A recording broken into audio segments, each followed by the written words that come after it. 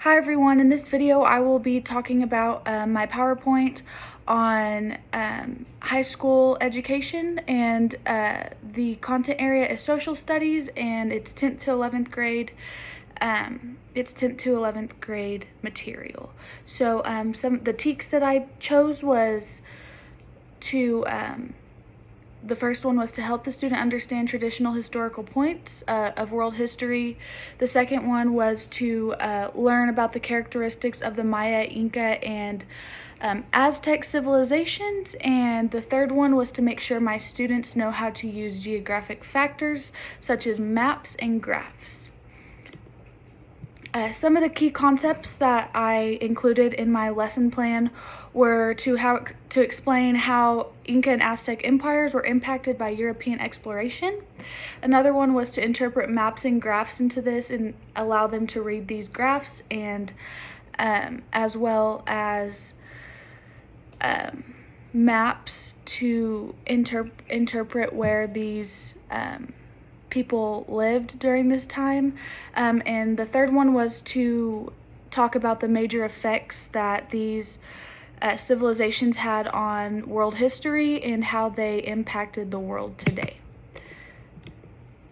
The prior knowledge that my students need to have before completing this lesson, they need to know a little bit of the background about Native American civilizations and how they work, and that there is a difference between the three, and they don't necessarily need to know the differences, but just know that these three groups were all different and located in different spots in South America and Mexico.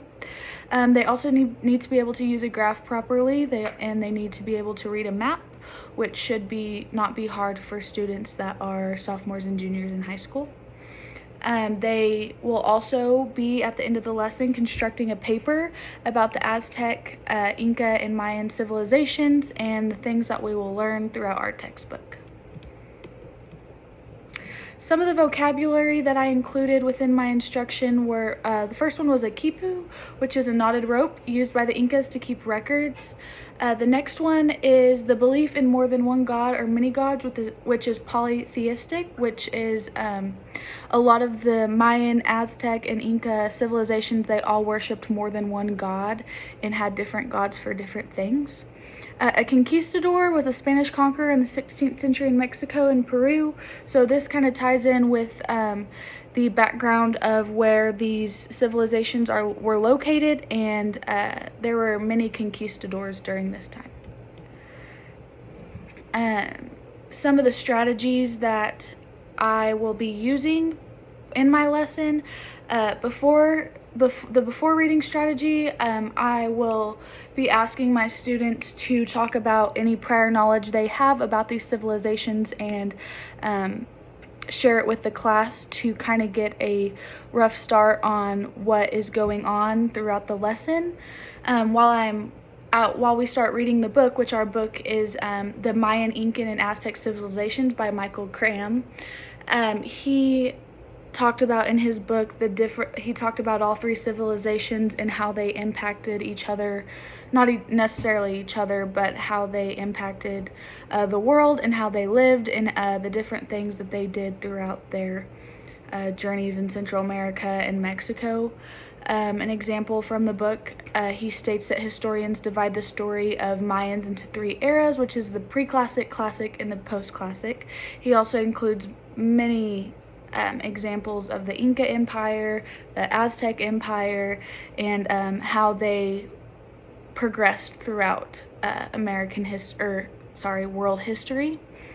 While we're reading the book, I'm going to stop in between chapters or long paragraphs and ask students some questions throughout the book and how they interpreted it, and let them ask any questions that they have about the material that they had just read, and see to get a better understanding of what is going on throughout the book. After we get done with our chapter and our lesson, I will hand out an exit slip. I have an example of an exit slip right here with two questions, just a simple slip with their name and whatever period, and what did you learn in class today, and just give 2 examples of what they learned from the book, or fun facts they learned, or specific things that they think are important within the lesson. After we get done with the book, and after we get done reading everything, answering everything, and everybody has a better understanding of what's going on throughout the book, I will ask my students to construct a 3 to 5 page essay about the material covered, and some of the things that will be asked to discussed are how all 3 of these civilizations differ, how they're the same, and how they have changed over time.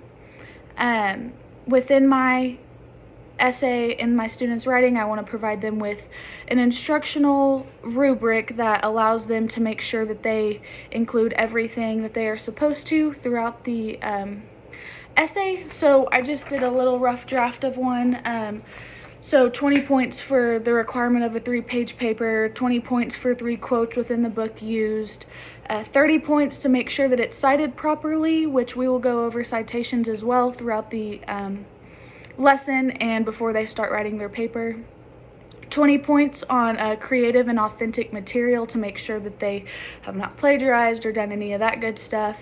And 10 points for correct grammar and punctuation. They're sophomores and juniors in high school. They should be able to cite, or they should be able to use the correct grammar and punctuation throughout their essay. Before they write their essay, though, I do have a quiz for them to take. It's a 10-question quiz that I have created on the internet for them to, if with their resources of their Chromebooks or their phones, whatever they choose to use. And here's an example of this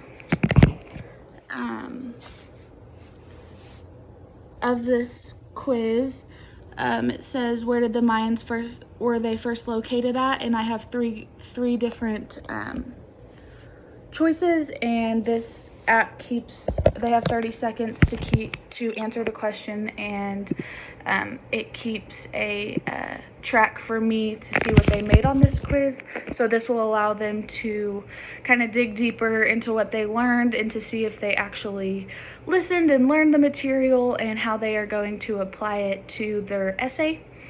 The next thing I have is I know that I will have many different students throughout my class. I will have ELL learners, and a way that I plan on including instruction for them is using visuals. I know that helps a lot with English language learners, printing out pictures of certain things that are happening in the books, such as different things that differentiate all 3 civilizations, like print out a picture of the Mayans and how they possibly, use their farmland, the Aztecs and how they lived, the Incas and how they lived, just to help them connect the dots to better understand if they aren't able to read the text completely correctly.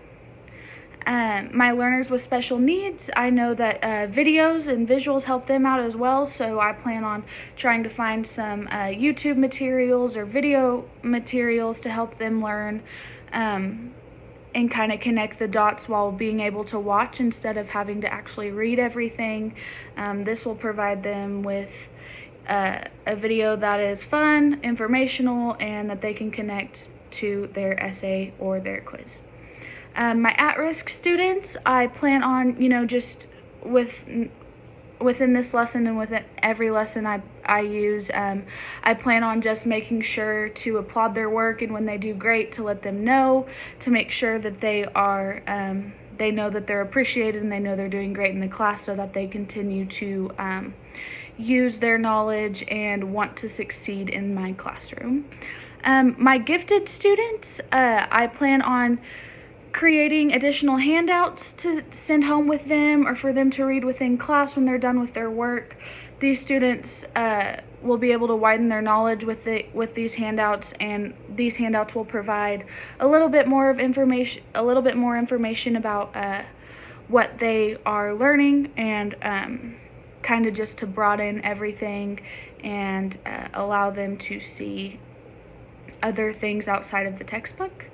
With all that said, I will finish my lesson with the essay.